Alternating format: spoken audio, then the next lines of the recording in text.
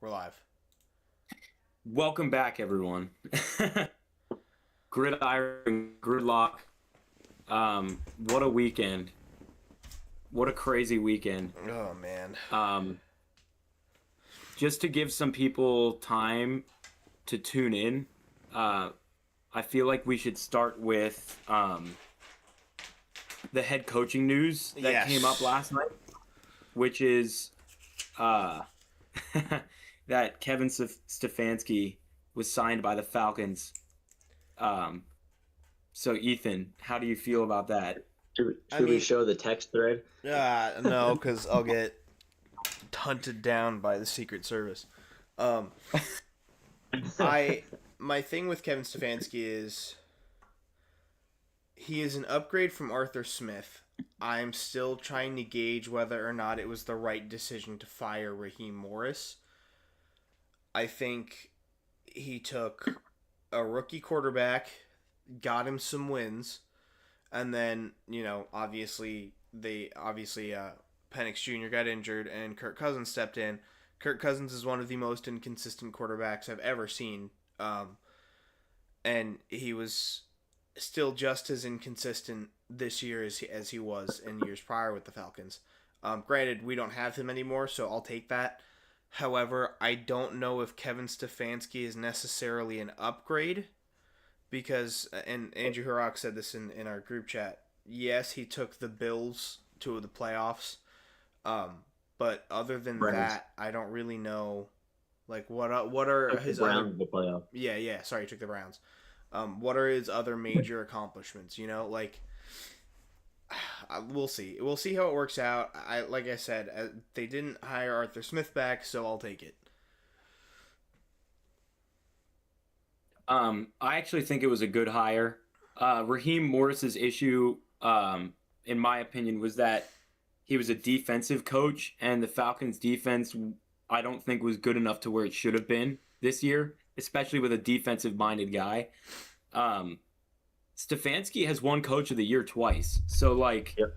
he definitely has the experience. And to be honest, I agree with Andrew's point. Andrew was talking to us earlier, before we went live about how um, what he did with the Browns with like Baker Mayfield and all that stuff. Like the Browns are complete poverty in terms of a franchise, and he took them to a couple playoff Yeah. berths. So like, I feel like he definitely has a chance to win the NFC South next year. That's for sure. With the amount of talent that the Falcons have on offense. Yeah, we'll see. We'll see what happens. I do think overall it Yeah. was a good hire. Yeah, I think Stefanski with the Browns, I'll say like I was always kind of scared of facing the Browns ever since he won Coach of the Year twice because Pittsburgh tends to play down to the Browns a lot, but with him as the head coach, there was never a guaranteed that Pittsburgh goes in there and stomps all over him like it was with previous head coaches in Cleveland. And I think the Browns made a mistake by getting Baker out of there. I think Baker Mayfield was probably their best bet at a franchise QB. But once they got Baker out of there, they still struggled. I don't think Kevin Stefanski could overcome the front office mismanagement at Cleveland. So, someone's got to bite the bullet there, and they fired him instead of looking at their office, it seemed. Um, but Well, they I think also promoted I Matt think he'll Ryan. maximize the talent in Atlanta much better than recently. Obviously Art Smith was terrible at it. We talked about that on the last one, but the guy they had now seemed to not do too much better in that phase. I think Stefanski knows the talent that he has on rosters, and he can actually get some progress out of it. And I do think he'll probably end up doing a great job with the how lackluster the division is. Let's be Yeah. honest here. It's the NFC South. It's not a very tough division. We And sent a also team that was 8-9. having Matt Ryan in the front office should help, though, also with like player decisions. Yep. He's what is he, like the chief operator of what? They called him the chief operator of football. Yeah. Which like means he's gonna be making some important decisions up there regarding like players and Yeah. and stuff. So I was worried when I saw that. I thought it was going to be more of like a trophy roll. I'm really hoping it's not. There's still a possibility that they just did that to appease the fans and bring Matt Ryan back. But when I saw that they were getting rid of the title GM, I was like, oh, okay. Maybe he will actually have some responsibilities, which I am excited for because he knows Atlanta. He knows, what to do. He knows how to win there. So we'll see. Right. That's what I was going to say. I think a lot of teams are going to start going that route of bringing in former players as front office employees. Yeah. You see that with Tom Brady and the Raiders. I mean, quite honestly, I think that's a good move on a lot of teams if they start doing that because the players, they know the game much, much better than even coaches sometimes, especially front office employees like general managers and all that. Like the players are the ones on the field, so why not get their input from ex players that are they're superstars, Yeah. They knew what they were doing, so Yeah, so I mean that kind of wraps up. I just wanted to give viewers some time to log in here, but that wraps up our conversation on, Stefanski. I think he'll be successful. So yeah, let's just leave it at that. Here, hold up. The one thing that I would like to mention is the home and away opponents for the Atlanta Falcons. You have are we counting? I'll count their division. We have 1, 2, 3, 4, 5, 6, 7, 8, 9, 10. Hold on, I gotta do my math again. 1, 2, 3. How did the Baltimore Ravens go 8-8? What was their record? Were they 8-9?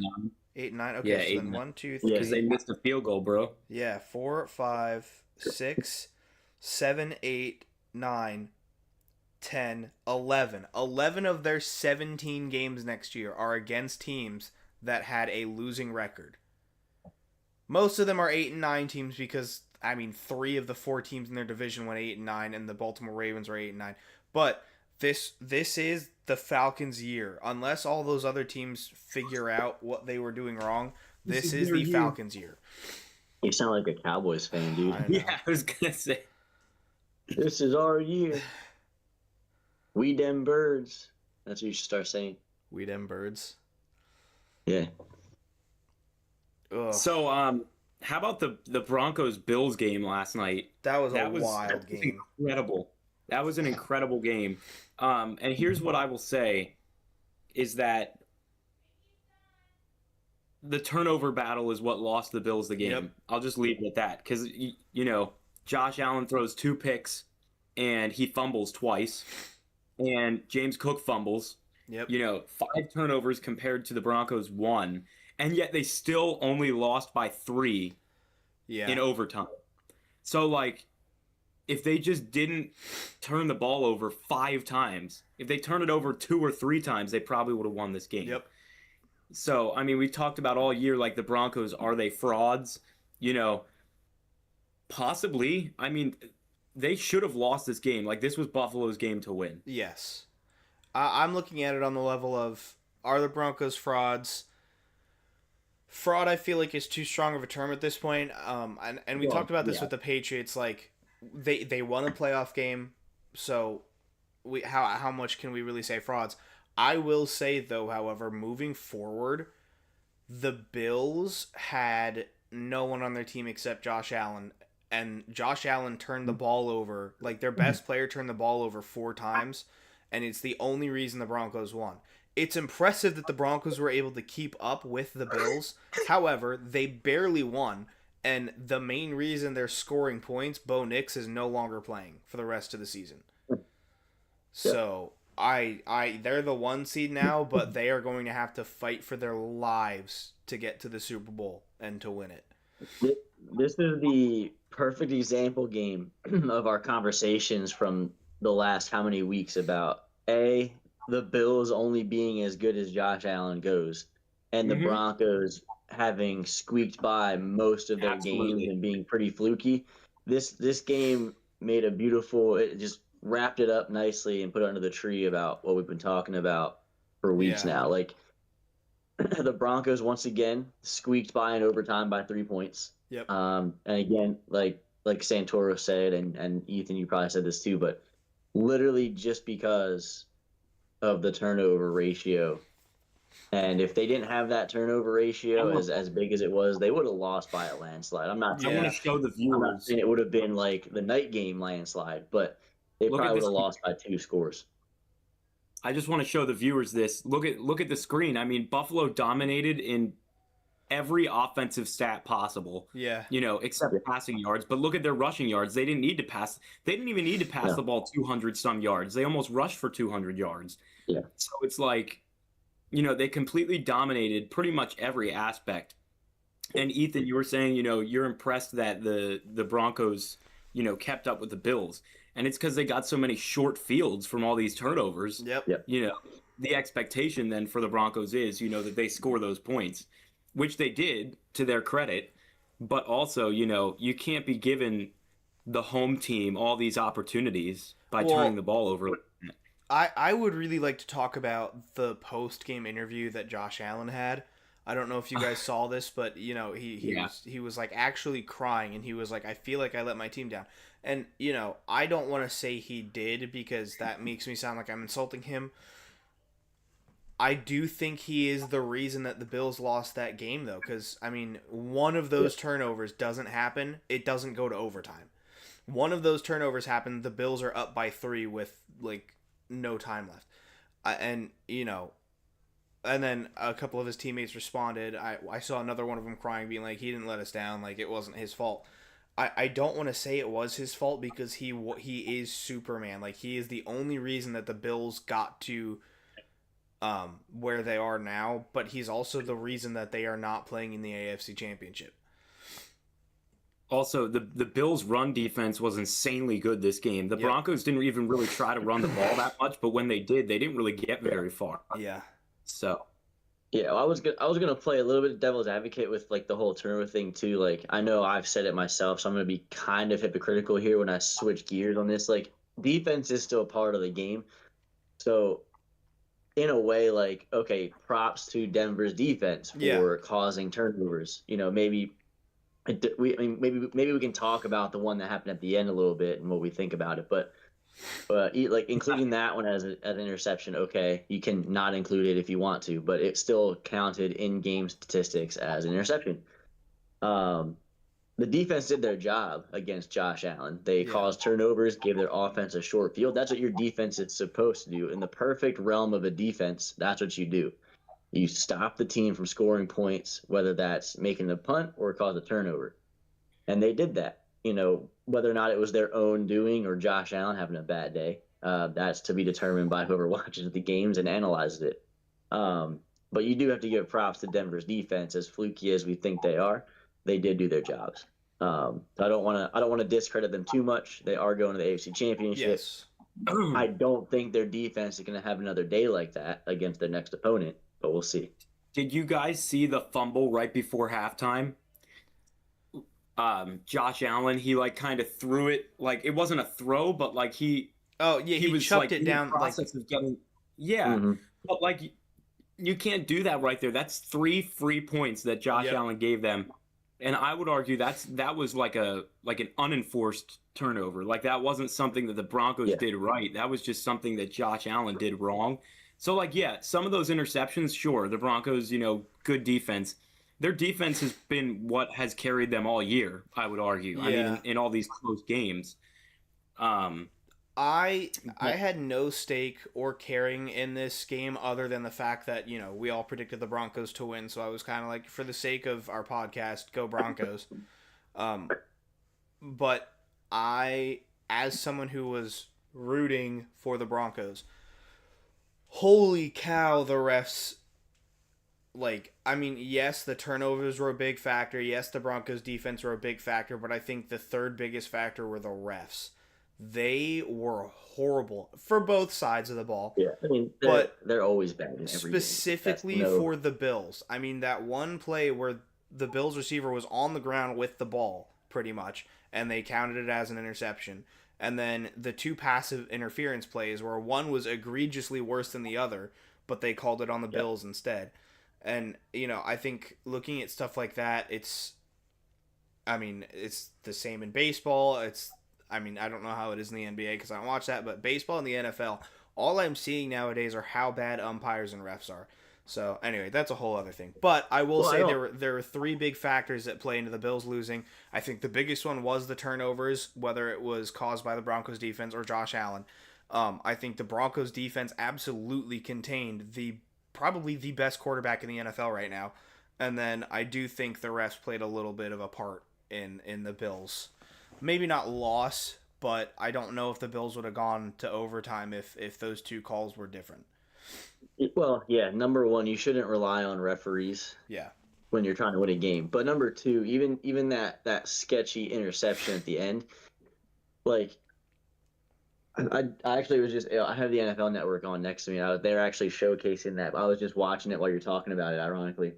And I'm a defender of NFL officiating a lot of times, only because none of us are professional officials and none of us have the view that they have on the field. We see it slowed down and analyzed at super slow motion every single time.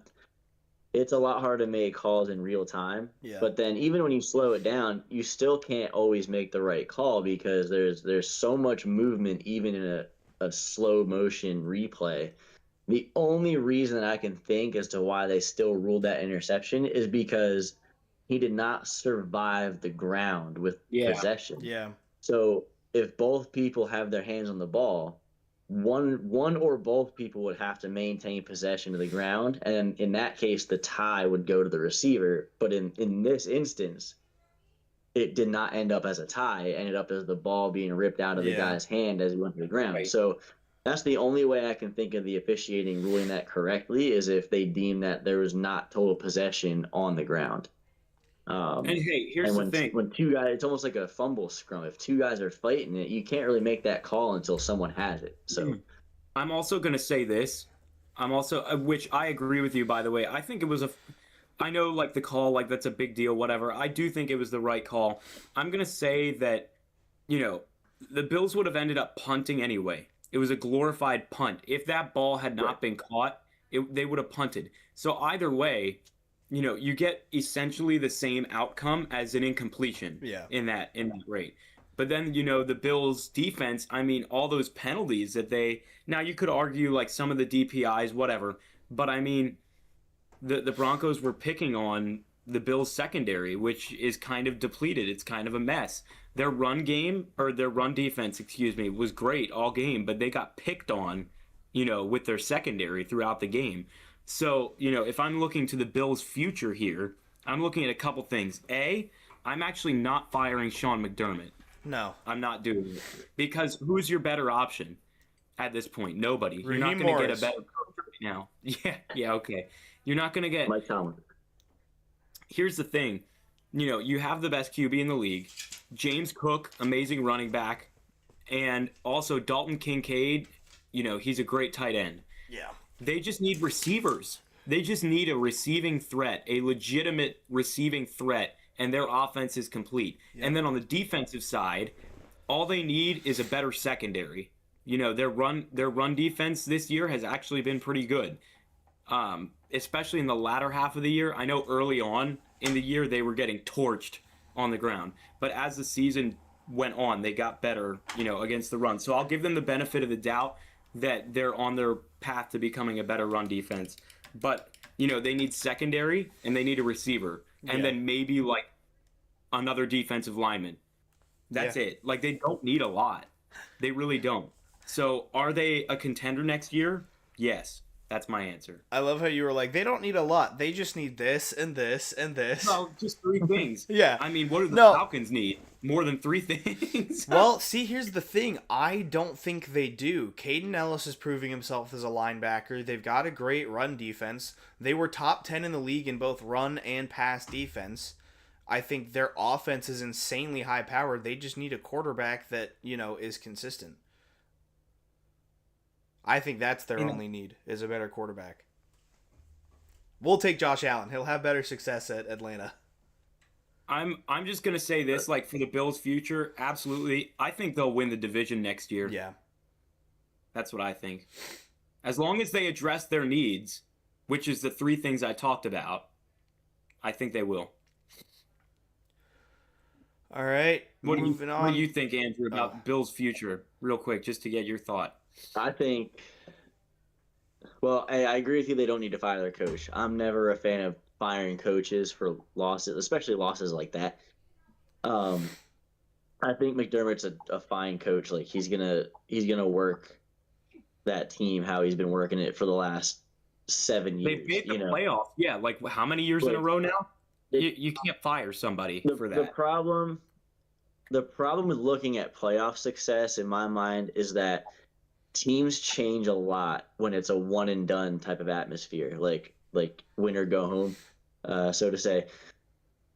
You can't judge a head coach based off of their playoff record, in my opinion. That's not just because I'm a Mike Tomlin lover, but you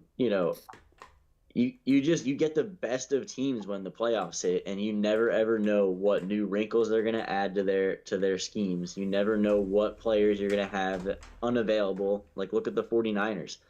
Now look at Denver with their starting quarterback out. Like that's not coaching.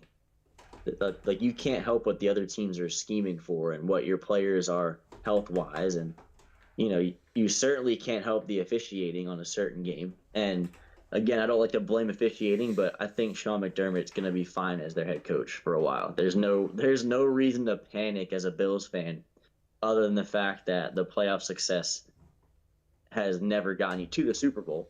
Like they've been to the championship how many times now? Okay, so this year was a 2 and done. Oh man, there's a lot of teams that would love to be 2 and done in the playoffs and not 1 and done. Falcons, right? Yeah. But I think you outlined it pretty good, Santoro. Their needs are pretty obvious. I actually wouldn't be shocked if there is some headbutting within the organization with Josh Allen and Sean McDermott and some other of the staff. I don't know that Josh Allen is going to be moved at all, but that's certainly something to look at with the offseason. If they consider it a better option to bulk up on other components of their team and then draft another quarterback. But I don't see that happening. It's just an option. Yeah. That would be tough because at that rate, you're dismantling your entire offense. Right. Yeah, exactly. So Josh Allen is the offense. Yeah. So we all got this pick correct. We got both of our picks correct. I was rooting for Buffalo, actually, just because I do like Josh Allen. Even though I picked Denver, I wanted Buffalo to win. Just real quick, though, before we move on to the next game, super fast, Jared Stidham will be the Denver Broncos quarterback, their backup. He'll be their QB next week, and, if they win next week in the Super Bowl as well. Sean Payton says, he's like super confident in him, blah, blah, blah. Do you guys think that Jared Stidham actually has a legitimate chance to win next week? That's my question, regardless of the opponent. I think it depends on the opponent. And I know that's a silly thing to say, but... No, it's not, because I think I know where you're headed. I think if he is up against that Texans defense, I have zero confidence in him. That's exactly what I was going to say. I think... If he's immediately where my mind is going right now. Exactly. If he goes up against that Texans defense, he is going to get destroyed. His first game for this team, yes, he's got... In the season. Yeah, well, yeah. He took snaps in preseason. That's it. That's all he's done this year. He's got, these weapons around him and a pretty good defense. But, up against the number one defense in the league that dismantled another playoff team, we'll see what they do to the Patriots today. I think, that's going to be tough. However, if New England moves on, I think you've got two semi-inexperienced quarterbacks going against each other, and I would think the Broncos defense would be better than the Patriots defense, and I do think he has a chance to win. So he really needs to be a New England fan today. But yeah. Yeah, I would agree that they have a better shot against New England, although I would still probably pick whatever team advances today. Yeah. Just because, that Nick Foles Eagles Super Bowl run was completely unprecedented. Yeah. And the fact is that started at the beginning of the playoffs. So Foles actually had a better shot, so to say, because he had more time to play with the team. Stidham stepping in AFC Championship, like that's got to be tough. Yeah. That's got to be tough. Yeah, but you got to remember, Nick Foles had tons of previous starting experience. That's what I'm saying. Yeah, Like, that's what I'm saying. You know, this guy. Well, I just Stidham looked at the started for the stats real Raiders. quick. He started for the Raiders a little bit. Yeah. His NFL career stats, he's played 19 games, which, okay, that's not terrible. But he's an 8-to-8 touchdown interception ratio. Ooh. Within those 19, that's more than a full season.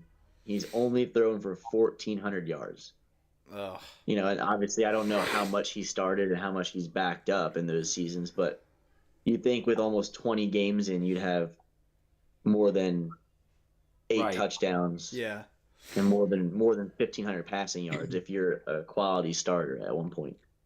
So we'll see about that. I don't think it's going to go well. I think he's going to be as terrible as we think, to be honest with you. Yeah. So moving on to the absolute slaughter in Seattle last night. This game was over literally after the first play of the game when Rashid Shaheed took the kickoff for the touchdown. Oh, yeah. I actually saw this morning Seattle's like seismic reading or whatever. They actually registered it as a small earthquake when that happened. Really? So I saw that too.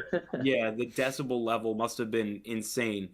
But I'll just say this, like, there's not a lot for me to say here other than the Niners were completely outmanned. They just didn't have the people to compete in this game. And, you know, I expected Seattle to win. I didn't necessarily expect a blowout. I mean, this was insane. But, I mean, when you look back on it, though, it's like, it just makes sense. Like, the Niners just didn't have players to compete. I think that's my headspace was going into this game. I was like, all right, you don't have arguably one of the best tight ends in the league. You don't have two of your best defensive linemen. You don't have one of your best offensive linemen. You don't have the best linebacker in the league. Like, this is you don't have one of your best receivers in the game. Two of your best receivers in the game, pardon me. I think this was, you know, we made the joke about hospital bed roster, and the Niners really are a hospital bed roster. I looked at this game like, if the Seahawks win barely, like the Bills-Broncos game, then that tells me all I need to know about the Seahawks. Like, yes, they deserve to be in the playoffs. They deserve to be in the 1 seed, but they're going to have a tough time going up against possibly the Rams. Like, I mean, your division rival with all of their best players. And then if the Niners won, then, like, there's only so much glazing I can do to the Niners with that broken team. But if they were to win, that would really make me think about, you know, all right, well, are the Seahawks kind of not supposed to be there? I do think the Seahawks have proven themselves as they deserve to be that 1 seed. They absolutely dismantled Kyle Shanahan. So I do think moving forward it'll be... I'm hoping the Rams win because I think a divisional NFC championship game would be absolutely so incredible. But we'll see. Yeah, that would be so fun to watch. And here's the other thing I'm going to add very briefly is that Seattle did not have to do much last night to win. No. Meaning they are probably very well rested compared to, think about it, the winner of today's Rams-Bears game, that's going to be a dogfight in negative degree weather. Then they have to travel to Seattle next week to play the Seahawks, who, let's face it, they played a scrimmage last night. Yep. You know, because they just completely outmanned the Niners. So they're well rested. They have, I mean, look at their offense here. Like, I know Darnold, what did I say about Darnold? He didn't have to do a lot, right? 100 some, you know, he barely even dropped back to throw the ball. But I said this on Friday. I was like, Darnold doesn't have to be perfect. He just needs to be, you know, serviceable, which he clearly was. Kenny Walker rushed for over 100. You know, I did say Cooper Kupp, he has lots of postseason experience. He was their leading receiver. Yep. And if you just look at the stats, I mean, you know, the rushing yards, time of possession, like the Seahawks just didn't need to do a lot to win this game. They just didn't. No, So and I think even looking at they were equal on sacks, which I think kind of surprised me with how bad the Niners defense is without their players. But interceptions and opponents' fumbles recovered. I mean, that's 3 turnovers that the Seahawks forced and recovered. That we talked about it plus with the Bills Seattle. Broncos game, but I mean that's a huge game changer. But they didn't even need to do that. Even without those 3 turnovers, Seahawks are still winning this game by at least 3 scores.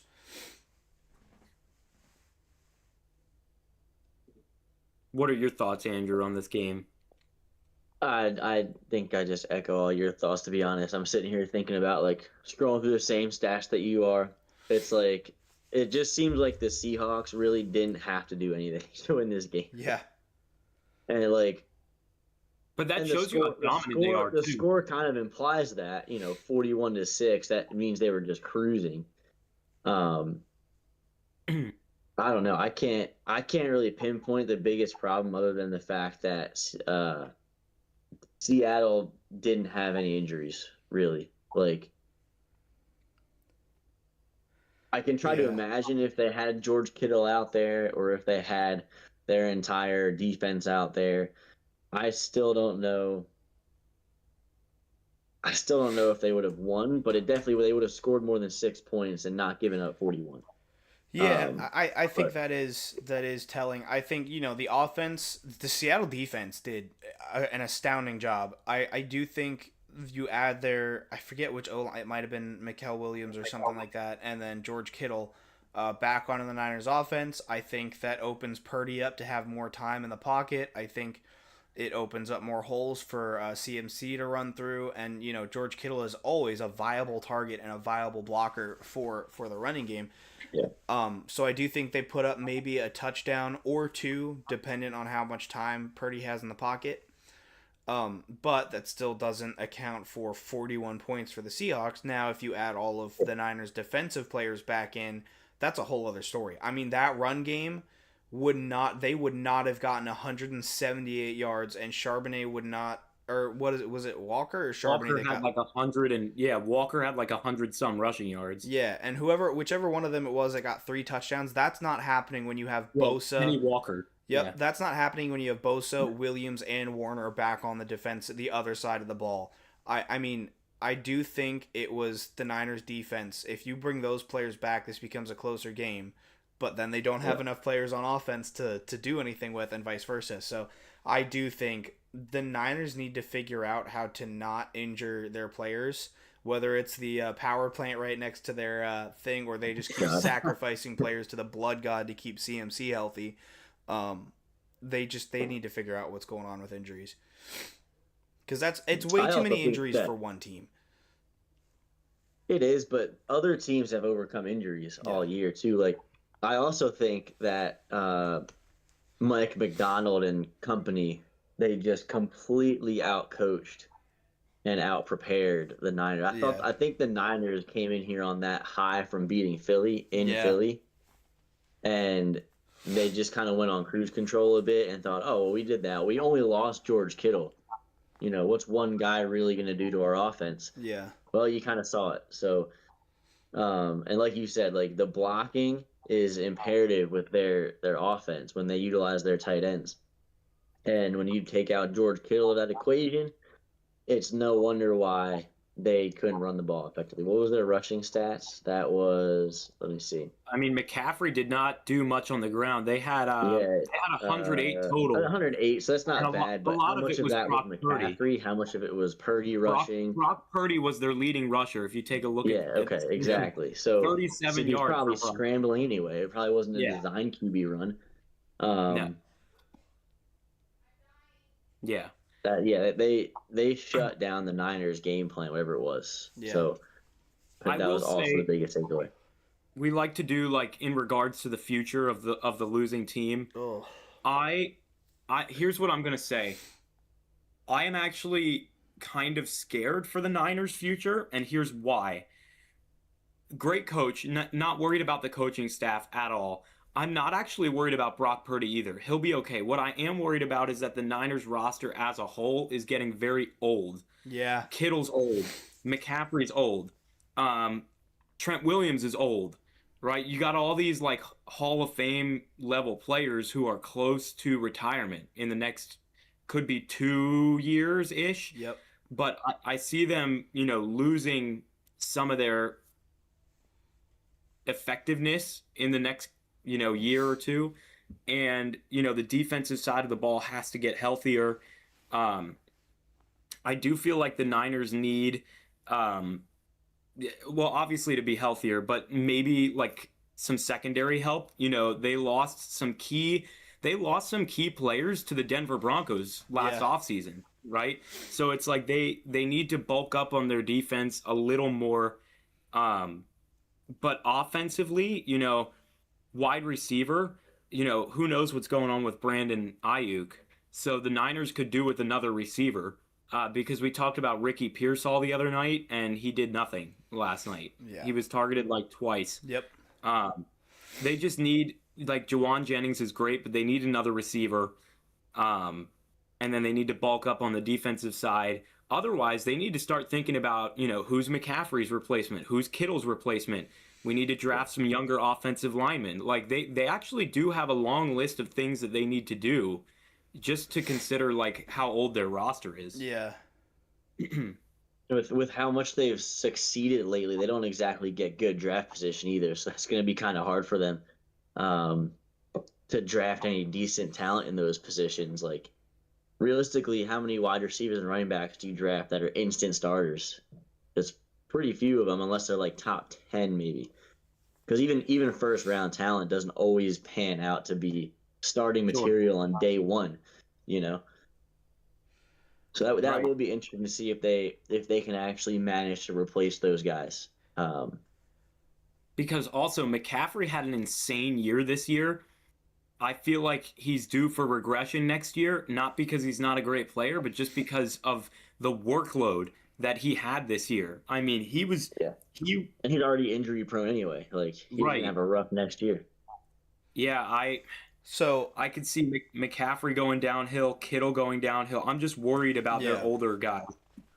I think, though, in this instance, the Niners could kind of do a little bit of a sly little thing here where they put some of these getting older, starting to go downhill players, but are still high-level powerhouses up for trades. For whether it be draft picks or because, I mean, regardless of who you are, like if you're a team like the Bills, who you have the quarterback, you have nothing else, it is a now or never situation to go to the playoffs. Niners be like, hey, do you want Trent Williams? Do you want, George Kittle? Do you want CMC alongside James Cook? Give us all of your first round picks for the next 10 years. Give us like some of the younger players that you guys got. Like, I think that's one of the things that I was thinking about earlier with the Niners is like, if you put some of these players, not all of them, but some of them that you're worried about next year, especially injury-wise, up for a trade, you could get some decent talent coming in. Real quick, I would like to move, and this is going to sound stupid. I figured out why the Broncos are so good. Lewis Hamilton is a Broncos fan. He sacrificed all of his F1 talent before going to Ferrari for the Broncos to make it to the Super Bowl. That's what I'm figuring out right now. I was actually going to say, like, because I did see that too, rocking the Broncos jersey. His Ferrari year curse transferred to the Broncos because Bo Nix broke his ankle. Yep. That was my take on it. Yeah. As soon as he put on the curse jersey. of Ferrari goes to the Broncos now. So, no, but I mean, for the Niners, will they be competitive? Absolutely. Because they have Shanahan and they have good pieces. It's just their team's getting old. So they just really need to start focusing on what do we need to build this up long term, Yeah. So, cool. So we can move on to the predictions for today's games. So we've got two of them today. Texans go to New England today. Essentially, the winner of that game will get not an easy win next week, but they'll get a much easier path than the winner of Rams-Bears tonight. Yes. So this game could decide the winner of the AFC today. It could. So who wants to start the conversation on Texans Patriots? And I've had to think a lot, by the way, about these picks because these are not easy games today, I don't think. I don't know about that. I think the Patriots are going to struggle against the Texans today. I think obviously the Texans are riding a high because of winning in their road win against Pittsburgh, something they haven't done in the playoffs in a long time. I think ever really. They haven't won a road playoff game to advance. But that defense is just too good. Like, I don't see Drake May as a first-time playoff player. Now he beat the Chargers, but let's be real, that wasn't really a challenge as much as it should have been. But this is going to be a challenge, whether or not he can muster up the ability and the strength to just, I would say, survive against the Texans defense, because that's what's going to need to happen. I don't think the Patriots have a highly skilled offensive line. I think they're okay. They're probably slightly above average as far as offensive lines go. Their running game is a hit or miss depending on turnovers and how well both players play in that position of running back. I just think if the Texans force, kind of like they did with Pittsburgh, if they force the Patriots to throw the ball, they are not going to do anything in their passing game, because they are going to tee off pass rushing, and they're probably going to get home more times than not. At least pressuring him, not sacking him, but pressuring him. Yeah. So... Oh, go ahead, Santoro. No, I mean, I was just going to ask do you have like a pick? Like, what's your pick, Andrew? I think the Texans are going to take it. I honestly think the Texans are going to go to the Super Bowl. We picked that before. I think the Texans have a good shot at going to the Super Bowl. Especially now, if they win, they're going to play a Bo Nix-less Denver team. Yeah. I would have to agree. I think the Texans defense is the end-all, be-all for the AFC teams. I think, call me crazy, they got lucky in who their opponents were. Minus, I was going to say minus the Steelers, but they did dismantle the Steelers. I think, if you had to pick 3 teams to play in the AFC playoffs, out of all of them there, I would pick Steelers, Patriots, Broncos, and I would throw the Chargers onto that list. They are lucky that they didn't have to play the Jags or the Bills. Yeah. I think that is going to be, if they make it to the Super Bowl, that is going to be why. They played a Steelers team that was just not ready for them. They're about to play a Patriots team that has the easiest record by a very wide margin in the NFL. And now they're about to play, if they win, they're about to play a Broncos team that doesn't have their star quarterback. I think if this is the Texans' Super Bowl berth to lose. I don't think, we're looking at it like, oh, the 2 seed and the 1 seed are still, and I'm looking at it like, yeah, they are, but if the Texans don't make the Super Bowl, what did they do wrong? My pick would be their offense. Exactly. My pick is the Texans. I think that defense is going to absolutely grind the Patriots offense to a halt. And then all CJ Stroud has to do is be a little consistent against a Patriots defense that's good, but not great. So he wasn't Texans. great against Pittsburgh, so that might be something to look at too. Like CJ Stroud might be struggling still. Yeah. Against a decent defense. So Ethan, is your pick also the Texans then? Yes. Okay. Are you going to go different just to be different? Well, I am 1 game behind you guys. Yes. So I would need to make that up eventually. But no, I'm just going to pick who I think. I don't know if you guys know this or not, but Nico Collins for the Texans is out today. Their best receiver. He's not playing. They didn't need him versus Pittsburgh, bro. I was just about to say, like, he didn't really do anything last week. I don't think, they need him. They've got a lot of good young receivers like Noel Higgins, they've Christian Kirk, they've got guys who can produce. But what I will say though is Drake May struggled last week against the Chargers defense, and now he's got to play the Texans defense, which is even worse. Yep. And the Patriots won that game last week because their defense was able to get sacks on Herbert, which to nobody's surprise. Like, that did not surprise me at all. The Chargers don't have an offensive line. So, now he's playing a better defense, and the Patriots are playing a better offensive line. So their defense won't have as much success at stopping the quarterback. Neither team's rushing game really impresses me. If anyone has the rushing edge, I would give it to the Patriots. However, they're playing the best defense this week. So do they really have an advantage there? Probably not. I am going to go with the Texans. Okay. Because their defense is so elite. It's so good. And at this time of year, defenses win you the game. Look at the Broncos. We can say all we want about, Josh Allen turned the ball over. But to Andrew's point, the Broncos did make the stops. They did make the turnovers. So the defense won them that game. So I'll go Texans to beat the Patriots. And I would even predict right now Texans to go to the Super Bowl, especially if they win today. So yeah, that's my pick. We're all going Texans. Yep. We have not disagreed often. I think we will for this game, though. For the Rams. Maybe. Bears. Maybe. Yeah, this is a tough one. Let's let me pencil in the Texans, even though the game hasn't happened, just so it's there. Who wants to start with Rams Bears in negative real field temperatures today? Nice. Ethan's going first. I would like to. And here's the thing that I worry about. Yes, the weather is a factor, and it's a big factor. I think, on paper, the Rams are an infinitely better team. Infinitely. Like, they should have the best offense in the league this year. They should have won that division. However, the Bears are playing like the Chiefs did last year. Like, you had some concerns going into the season with the Bears. Not that they wouldn't be the strongest team. Specifically, when you're in a division with the Lions and the Packers, and then they came out firing on all cylinders, swinging full force.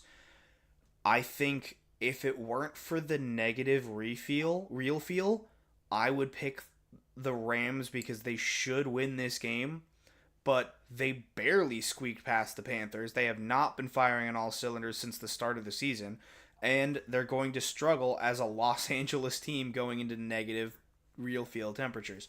So I have to go with the Bears despite really wanting the Rams to move on for a Rams-Seahawks game.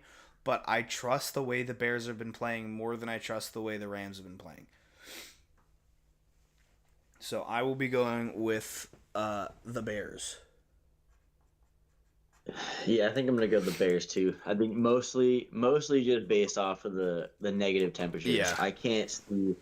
I just I've been to a football game in negative temperatures, like as a fan. It's brutal. Now I know the players, they have all kinds of technology on the field to try to keep them warm and loose and stuff like that and comfortable. But the game is spoken by what's done on the field when you don't have giant heaters next to your bench. Yeah. That football is going to be 10 times rock hard, as it usually is. The turf is going to be harder. It's going to be slippery. Just something that the Rams are not used to dealing with because they don't necessarily play up They play in a north. dome. Yeah, they play in a dome. Yeah, they themselves play in a dome, but their opponents on a week-to-week basis don't generally have that cold of weather, specifically because of the division they're in, and it depends who they play in the AF. If they're playing the AFC South for a year, then they're not gonna see temperatures like that all year. But yeah, it's I think it's mostly the weather factor for me here. Yep. I also think the Rams have slipped a bit. Like you said, Ethan, they haven't really played their best football. They barely beat the Panthers. And I also don't know that Matt Stafford is that guy anymore. I just think he's slowing down. Not that he's washed, but he's slowing down. And you say that they have the best roster, but I don't even know if that's true. I look at their offense is Matt Stafford, Nakua, and who's their running back? And Kyron Williams. Kyron Williams. And Devontae And Adams. he's a stud. He's a stud. Don't get me wrong. But I do think the Bears have a decent roster on top of them as well. Yeah. Caleb Williams is a wild card. It depends if he wants to start playing football before the fourth quarter. Yeah. But we'll see. I don't think every one of his games will always be like that. I think that's just a funny theme right now. Yeah, and I think he's just used to playing that weather. I think he's gonna ball out more than Matt Stafford will ball out in negative temperatures. Yes. And a lot of the game will be reliant on running the ball, to which they also have a good running game. The Bears. Yeah. They do. They do have a good run game. This was my hardest pick of the week for sure. Like, this is the hardest game for me to predict out of any of the 4 games of the divisional round. Like, there are so many factors to, like, how is Stafford gonna do? Because recently he hasn't been the MVP level that we've seen him in the regular season. And to Andrew's point, right, Caleb Williams doesn't usually start playing until the second half. Yeah. So, like, if the Rams play smart in the beginning and they build a little bit of a lead, what I don't see happening is what happened last week in the Bears-Packers, where if the Rams do get a lead early, I don't think the Bears will be able to come back as easily because the Rams are just a better team than the Packers are. This is such a wild card game for me. Does Caleb Williams show up? Does he not? How do the Rams do in cold weather? I'm picking the Rams for one reason, and one reason only, is because you need to catch up to us. Well, actually, no. Believe it or not, no. Yes. Although it would catch me up, but believe it or not, no. My reason is because you have a Super Bowl winning head coach with a lot of experience, and you have a veteran quarterback with a lot of experience. I am going to favor the experience over the Caleb Williams playoff inexperience. Yeah. And, the Bears needed a really, like, that was a really emotional game last week for the Bears, against a division opponent. I don't know. I just feel like the Rams with, top tier coaching and a veteran quarterback who's been here before and used to play in the division. So he's not completely, oblivious to cold weather conditions. So I'm going to give the Rams the edge, but I could see it being a close game and super low scoring. I'm looking at it this way. The Bears are showing up on the high of their emotional win, as you just said. And one of two things is going to happen. They're going to ride that high and maybe win by 1 or 2 scores. Or they are going to face a Rams team that, after barely beating the Panthers, knowing they probably shouldn't be still in playoffs, are going to be, like, turned around. Like, they are going to run into a brick wall. And the Rams are going to cruise past them. I see if the Bears win, it's going to be a close game. I'm leaning towards the Bears win. If the Rams win, it's because they've turned their struggles around and they're going to cruise over the Bears. I do think the Bears, though, I just trust them more right now. So, because majority picked the Bears, I'll put the Bears there. But this is an interesting playoff. I'm picking Rams, though. I mean, the Rams do have the they are at -3.5. They're favored, so we'll see. I'm looking at the season 3 or 4 weeks ago, even the start of the season this year. I would not have expected anyone other than the Eagles. I'll even go back to the beginning of the season. The Eagles, the Niners, the Lions, and the Packers were my top 4. And I had the Rams in there a little bit, were my top 4, top 5 to make playoffs, conference championship, and the Super Bowl. And now you're telling me it is the 1-seeded Seahawks and the 2-seeded Bears, possibly. Like, that is just insane to me. And then in the AFC, I had Bills. I did have the Ravens. I had the Chargers. I had the Chiefs. And I had the Bengals because I assumed they would have solved their defensive problems. I was wrong. But now you're telling me it's the 1-seeded Broncos and the 5-seeded Texans. Like, this is the wildest season of the NFL that I have watched in a very long time, and an even wilder playoffs. I would agree with that. It's very fun to see all these different teams in the mix for once. Like, I feel like we've had a stale NFL experience the last 10 years with who's in the championship games and who's in the Super Bowl. Just teams making the playoffs in general. You kind of knew when the season started who was winning the divisions This year is just 180 everything. I saw it is kind of cool though. I saw a really funny post. It was like people born from like 1995 to 2005. Your childhood is not over. The Rams are good, the Patriots are good, the Broncos are good, and the Seahawks are good again. Yeah. Yep. So what are the records of everybody now, including last night's games? Santoro, you are 3-5. Harak, you and I are a semi-respectable even 4-4. At some point, I'm gonna have to disagree with Harak, but you and I are just on the same train right now with all of our predictions. And I don't know. Last time Santoro disagreed with us, he lost. So we'll see. But you know what? Yeah. I'm not disagreeing as passionately today. Yeah, so there's that is true. You were adamant about the Jaguars winning against the Bills. Yeah. So something I want to do also, now that we've made our predictions, and we have those marked down, I'm just gonna unselect our predictions just because we're not sure yet. Obviously, the games did not happen, but out of all the teams that are remaining, teams, who are your, like, if you had to pick a Super Bowl winner today, a winning team, who would that be? Why? And who's your Super Bowl MVP?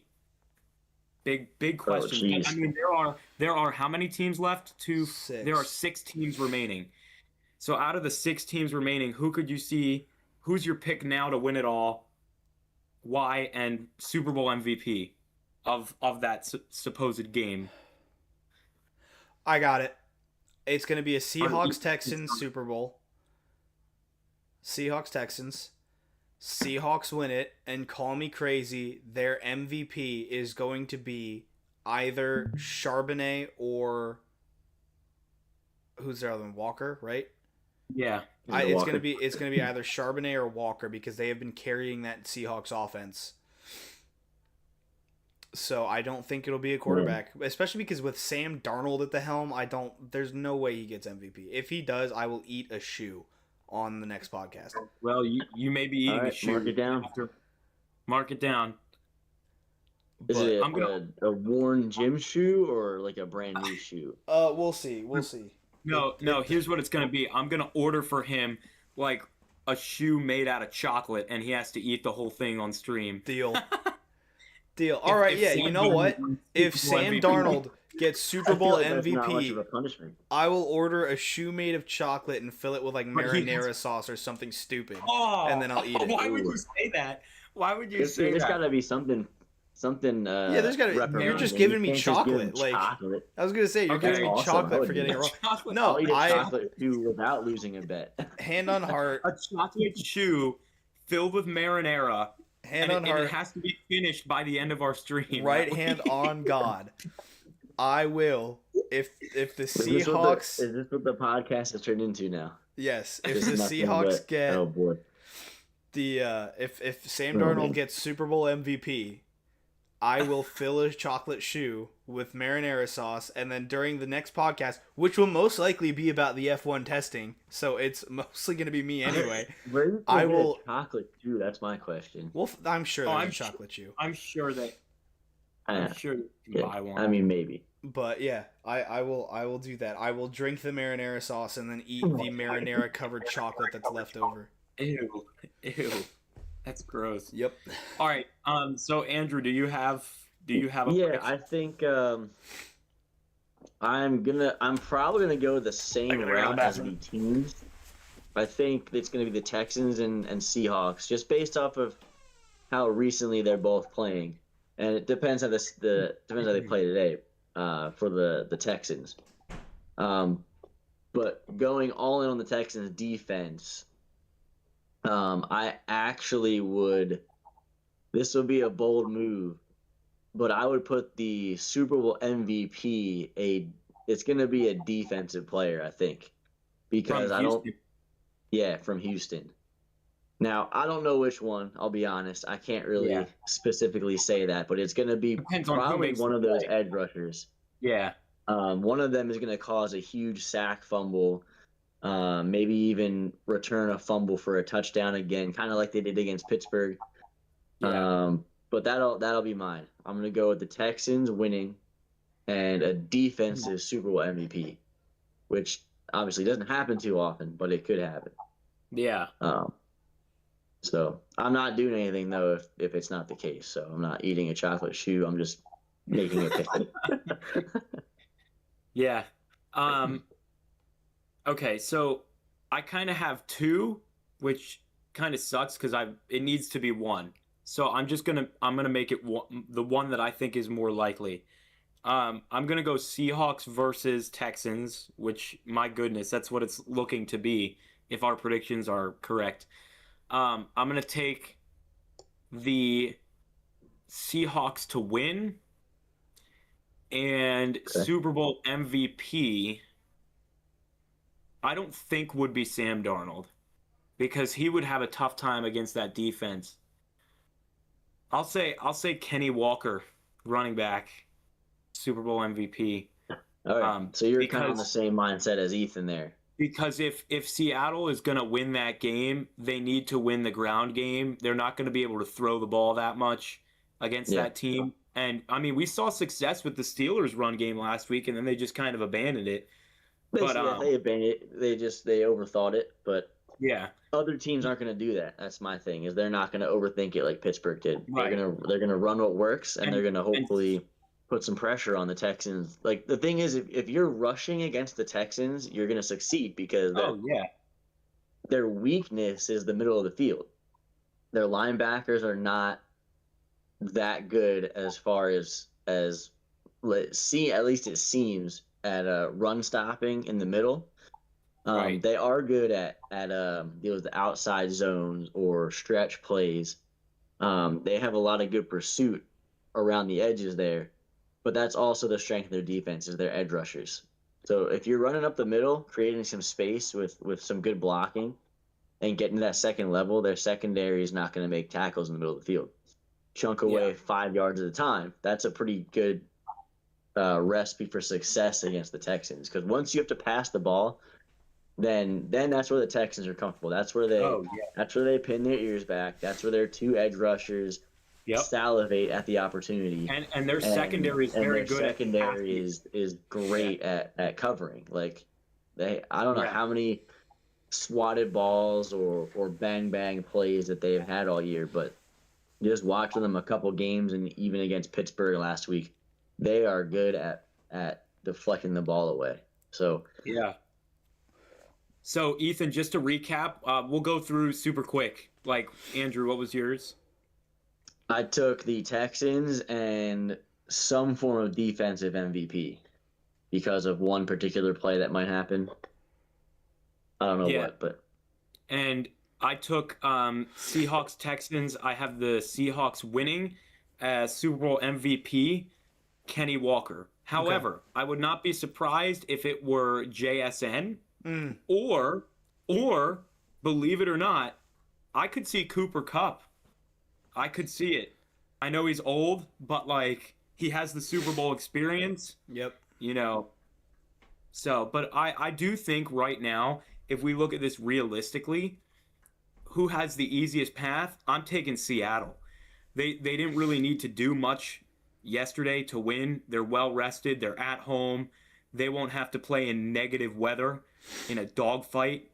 I just think, like, if I had to place a bet right now on who's winning the NFC, it would easily be Seattle. And I guarantee you they're heavily favored to win the NFC right now. Yeah.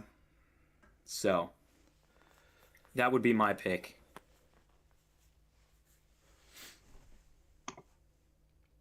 So, with our predictions having been completed, I'm going to stop sharing for a second. I'm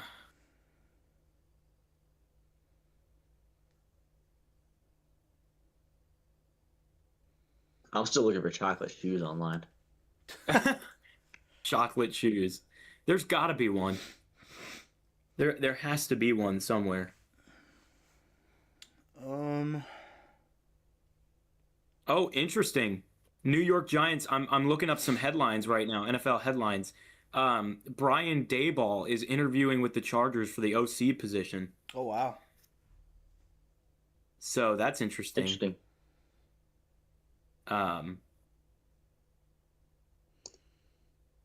I think there could be one more short thing that we could talk about here before we head out, which is what is the most attractive head coaching job that is still open? I think that could be a good one to discuss. Okay, so Now, so there's two that are filled already. Who so are the the Giants. other open? It's So the Giants has been taken by Harbaugh, and the Falcons has been taken by Stefanski. So the teams that still need coaches are the Arizona Cardinals need a head coach. The Baltimore Ravens need a head coach.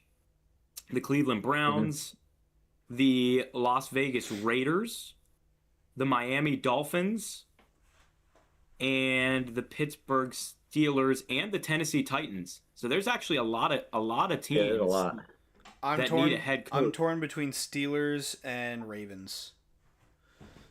Yeah, it's I think out of all the most, if we're going most attractive team to become the head coach for, that's how you're posing the question, Santoro.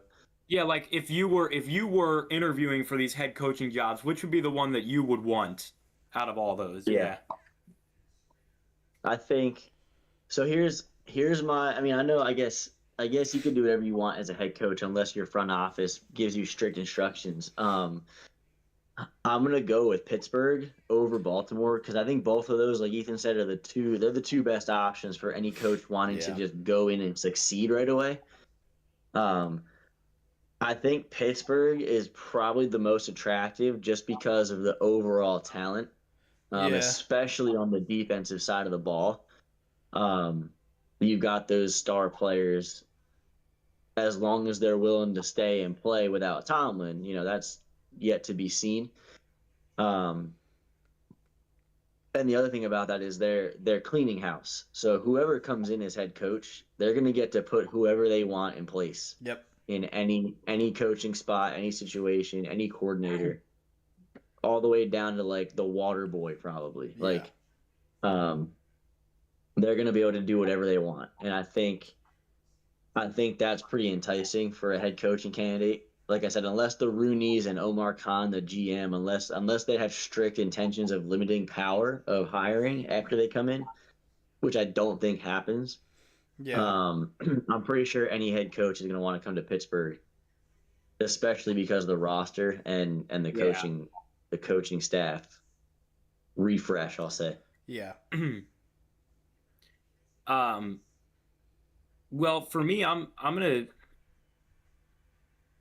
say the two jobs that have already been taken, in my opinion, were the most attractive, for specific reasons. The Giants, they have a really solid young core, and as long as they can stay healthy, I mean, they have Malik Neighbors, Jackson Dart, Cam Scadaboo.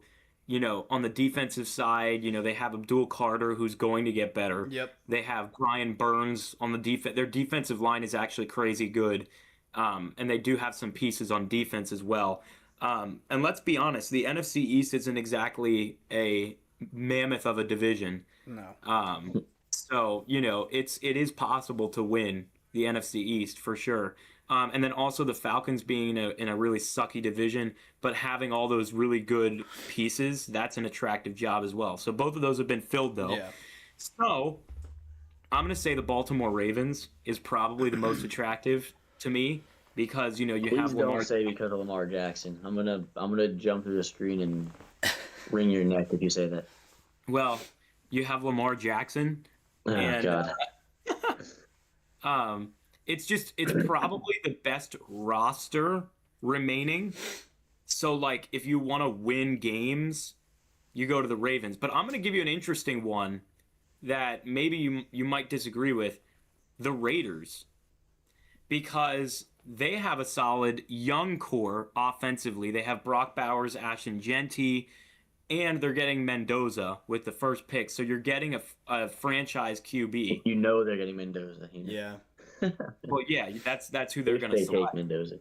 The only thing that I don't like about taking the Raiders job is, you have to play the best coaches in the NFL 2 times. Sean Payton, Harbaugh, and Andy Reid. Like, that's not an easy division to win in. But if you're looking for like some stability with young guys, I mean you're going to have a young team to coach, so it's like you can build up however you want to build, but to your point, Andrew, if you take the Ravens job, you have to work around Lamar Jackson. Like you have to be able to make that work. Yeah, With the Raiders, I'm telling you right now, your offense is limited to Lamar Jackson. Like, unless you're going to hand the ball off to Derrick Henry 90% of the time. Like, and I'm sorry to all, I'm really not sorry, but I'll apologize because I have Ravens fans who are friends of mine, and they always are high on Lamar Jackson. He is not a good quarterback to build around, at least to build around. You might be able to suffice with him playing well, but to build a team around his play style is extremely difficult because you need to have the most athletic offensive line known to mankind. You have to have receivers that can get open and try to run makeshift routes when he scrambles all over the place. Your running backs have to be able to block and catch because if he dumps it off to you like he does 90% of the time, you got to be ready. And they just run a scheme that's highly based off of RPO, play action, and quarterback running. Not really a conventional offense for the NFL, but it's worked for them. It started to not work, and it's because teams are figuring out how to play against Lamar Jackson right now. So I real quick, just because I have to hop off here in a couple of minutes. Two thoughts. One is, would it not be hilarious if the other Harbaugh went to the Raiders and you had Reed, both Harbaughs, and Peyton as the four coaches? That would be insane. And I think, I would have to go with the Steelers considering their success in regular season. But if I'm allowed to quick shift gears to a little bit of F1 talk, as in like not even a minute. Everybody is riding the Mercedes high, thinking they're going to be the constructors champions and that one of their drivers is going to be the drivers champion. Real quick, remember how we got the extra 15 horsepower and 3/10 a lap in their engine? They put it in the car and their car won't start. They have to completely rework the engine and figure out what's wrong with it before testing. McLaren's is fine, though. From what I'm understanding, McLaren's is starting with the exact same engine. So, I mean, we'll see what happens. But, Ferrari, they fixed their delay. Their engine is okay. Their car is okay. And now Mercedes is like, yeah, we just put the engine in our car and it's not starting. So we'll see what happens in testing in a few weeks. But anybody have any other thoughts NFL wise? I think the games today should be exciting. But yeah, I mean, other than that, I think we covered most everything today. So yeah, we may do another Friday night, cause we'll have a game on Saturday, I think it's the NFC Championship on Saturday. Would it be or possible are they both on Sunday? Would it be possible to just do the podcast for both days Saturday morning or no? I'm gonna have to work Saturday morning, okay. So let me. I mean, you guys can do it without me. It's up to you guys. It's your podcast, but let me look at the schedule. Let me look at one of the games on next week. They might both be Sunday actually, because there's just 2 games. That would probably make sense. Yeah, they're both Sunday. Oh, perfect. Then we'll just do Sunday. So we can do Sunday morning. Yep. So we'll be live next Sunday morning, 11 a.m., to discuss the conference championship games and recap these division games that are going to happen today. Yep. But otherwise, thanks for tuning in if you were watching. Please like and subscribe. We'll see you next week. See ya. Yes, please. See ya.